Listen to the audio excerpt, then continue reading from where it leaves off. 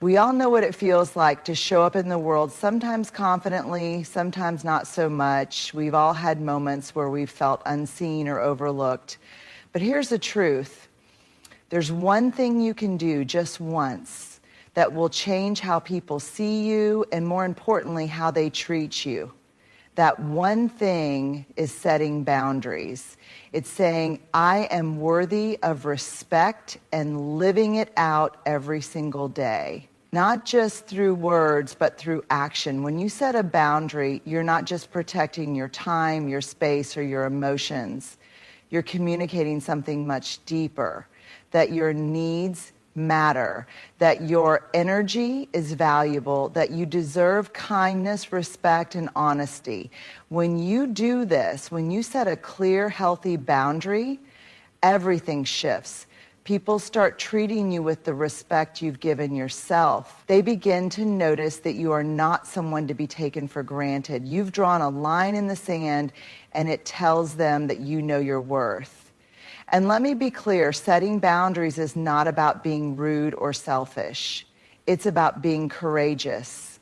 It's about owning your story and showing the world that you are worthy of love, care, and respect. Now, here's the paradox. When you begin to set those boundaries, some people might push back. They might not like the new version of you. They might not be accustomed to seeing someone so strong, so sure of themselves. And that's okay. This isn't about their comfort, it's about yours.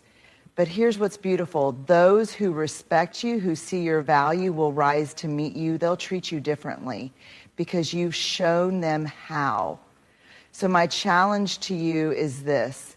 Start setting those boundaries today. Be brave, be unapologetic, and watch how, in return, the people around you start treating you with the respect, love, and kindness you've always deserved. It's not magic. It's just the power of knowing your worth and standing firm in it. Living your worth is one of the most transformative acts you can undertake in your life. It's about fully embodying the truth of who you are, your values, your passions, your uniqueness, and living from that place of self-respect and self-acceptance. Too often we live our lives through the lens of what others expect of us or based on the approval we seek from external sources. We allow our worth to be defined by the opinions of others, the success we achieve, or the validation we receive. But living your worth is about standing firm in your inherent value, independent of those external markers. When we talk about living our worth, we're referring to something much deeper than surface-level actions or appearances. It's about recognizing that you are worthy without needing to earn it, without needing to prove it, without seeking permission. Your worth is not dependent on what you do, what you have, or who you know. It's inherent. It's built into your very existence. Living your worth means making choices that align with your core values, even when those choices are difficult or unpopular. It's about saying no to things that drain you, devalue you, or compromise your integrity. It's about stepping into your own power and trusting that you have the right to take up space in this world, regardless of anyone else's expectations or judgments. It's about walking into a room and knowing that your presence is enough, that you don't need to be anything other than who you are in that moment. One of the most important aspects of living your worth is self-acceptance. It means embracing all parts of yourself, the parts you love, the parts you're still working on, and even the parts you might feel uncertain about. We are often our own harshest critics. We nitpick at our flaws, regret past mistakes, and diminish our own strengths. But when you live your worth, you give yourself permission to embrace every aspect of who you are. You understand that your imperfections don't define you, they make you human. And your humanity is something to be celebrated, not hidden or minimized. Living your worth also means recognizing that you are deserving of respect, love, and happiness, not because you've earned it through actions, but because you are fundamentally worthy. You are deserving of healthy relationships, fulfilling work, and joyful experiences. But here's where it gets tricky. Often, we wait for others to give us permission to live our worth. We wait for someone to tell us that we're worthy of love, success, or happiness, but the truth is, you are the one who holds that power. You are the one who can validate your worth, and when you start doing that, the world will respond. As you begin to live your worth, there will be moments when it feels like a struggle. You'll be tempted to fall back into old patterns of seeking external validation. You might even find yourself questioning whether you really deserve all the good things coming your way. But here's the beautiful thing. The more you live your worth, the more your internal sense of value will outweigh any external doubts or fears. It becomes less about convincing yourself and more about knowing that you are worthy, regardless of what happens. Living your worth also involves creating boundaries that honor your value. When you set healthy boundaries, you're saying, I value myself enough to protect my time, my energy, and my well-being. You're showing the world that you won't settle for anything less than what you deserve, whether it's in relationships, work, or self-care. People begin to treat you differently when they see you living your worth. They see you as someone who values themselves, and in turn, they start to value you more deeply. It's not about being arrogant or self-centered. It's about finding balance, the balance between recognizing your value and still being humble. It's about owning your greatness without shrinking in the face of it. Living your worth isn't a one-time decision. It's an ongoing practice. It requires self-awareness, courage, and compassion. And as you do it, you'll see how the world begins to reflect that same respect and value back to you. When you live your worth, you stop doubting whether you deserve happiness, peace, and love. You stop holding yourself back out of fear of judgment or failure. You start to make decisions that are in alignment with your truest self, and you let go of the need to conform to others' expectations.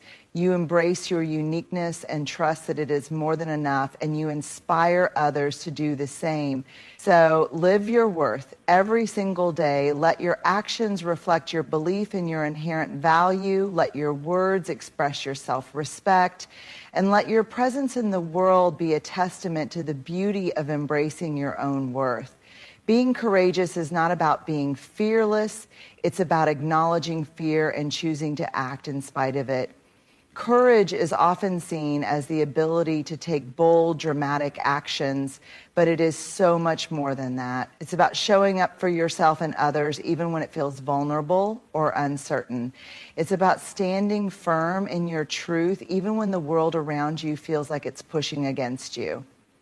Courage is about having the strength to be authentic and to speak your truth, even when you don't know how it will be received or what the outcome will be. At its core, courage is the willingness to embrace uncertainty. So much of life is filled with unknowns, and it's easy to become paralyzed by the fear of what could go wrong. We live in a world that often encourages us to play it safe, to stick to the tried and true, to avoid risk at all costs. But courage is about leaning into the unknown, trusting that you have the resilience and inner strength to handle whatever comes your way. One of the most important things to understand about courage is that it doesn't have to be a grand, dramatic. Courage shows up in the small, everyday moments. It's in the decision to speak up when your voice trembles. It's in the choice to say no when it's easier to say yes. It's in walking into a room where you might feel like an outsider and owning your space with confidence. Courage is not always about moving mountains. It's about taking the first step, no matter how small, toward the life you desire. Being courageous means choosing to be vulnerable. Vulnerability often gets a bad rap in our culture. We're taught to shield our weaknesses, to protect ourselves from rejection or judgment. But vulnerability is not a sign of weakness. It's a sign of immense strength. It's the courage to show up as you truly are, without armor or pretense. It's about being open even when you don't know how others will respond. And it's through vulnerability that true connection happens. We connect with others not because we've built walls around ourselves, but because we've dared to let others see who we truly are. Courage also involves the willingness to fail. Failure is often seen as something to avoid at all costs, but true courage is found in the willingness to fail and still keep going. When we avoid failure, we often avoid growth. We avoid learning, we avoid taking risks, and we avoid stepping outside of our comfort zones. But it is in failure that we find our greatest lessons. Courage means accepting that failure is part of the process and that every misstep is an opportunity to grow stronger, wiser, and more resilient. Let's also talk about the courage to stand alone. One of the most challenging forms of courage is the ability to stand by your values and beliefs, even when others may not understand or agree with you. It's easy to go along with the crowd. It's easy to conform to societal expectations or to follow the path that others have laid out for you. But true courage is about creating your own path. It's about honoring your truth, even when it means stepping away from what is familiar or comfortable. Standing alone is not about isolation. It's about aligning with your integrity, regardless of what others think or say. Courage is also about setting boundaries. It takes immense courage to protect your time, energy, and emotional well-being. Boundaries are often seen as a way to protect ourselves, but they also signal to the world that we value ourselves enough to draw lines in the sand. Setting boundaries requires us to be courageous enough to stand up for what we need, even if it's uncomfortable.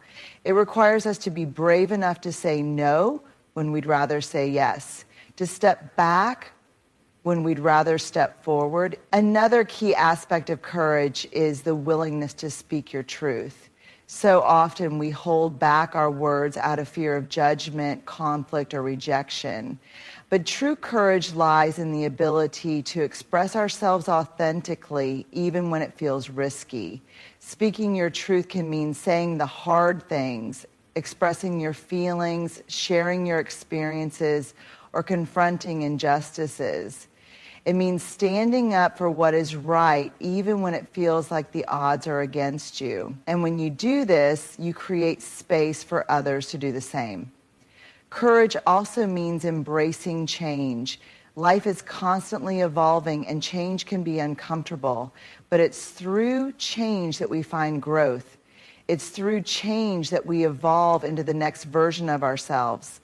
Courage is about embracing the unknown and trusting that change, even though it may be uncomfortable, is a necessary part of the journey. It's about facing the challenges of life with resilience, knowing that you have the ability to navigate whatever comes your way.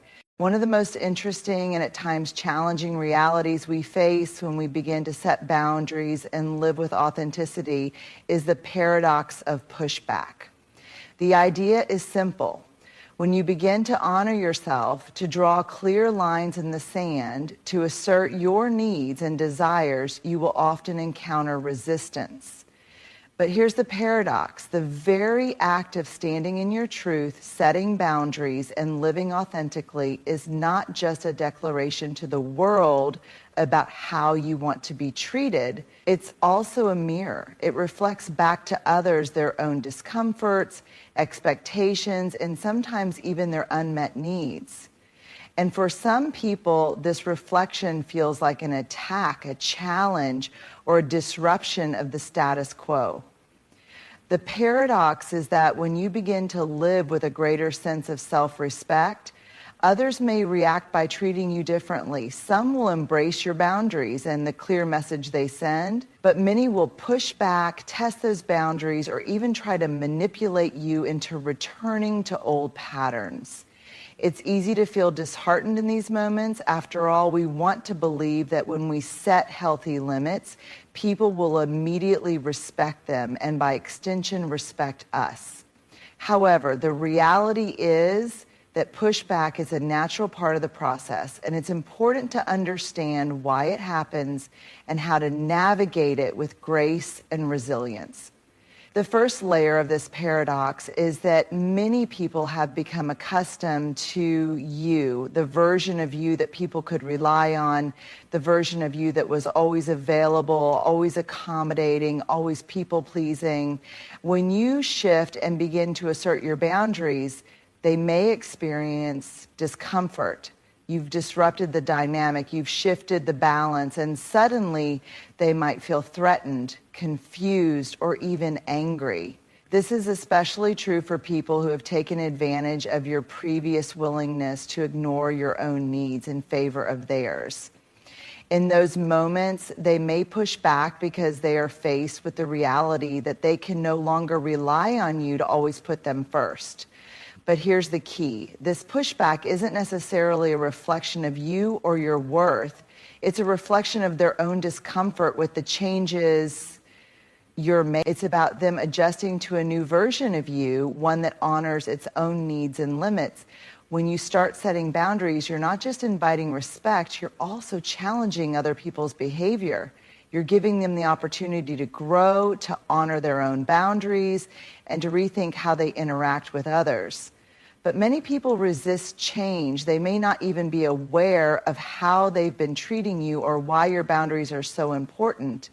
Their initial reaction to your changes may be negative because it forces them to question their own behavior, beliefs, and expectations. Another aspect of this paradox is that the pushback may not always be overt. Sometimes it's subtle, passive-aggressive comments, guilt-tripping, or emotional manipulation.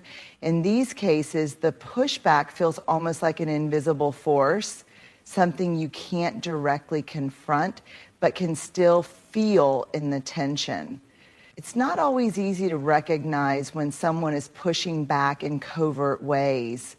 But recognizing it is important because these subtle forms of pushback are often the hardest to navigate, especially if you're trying to avoid conflict or confrontation.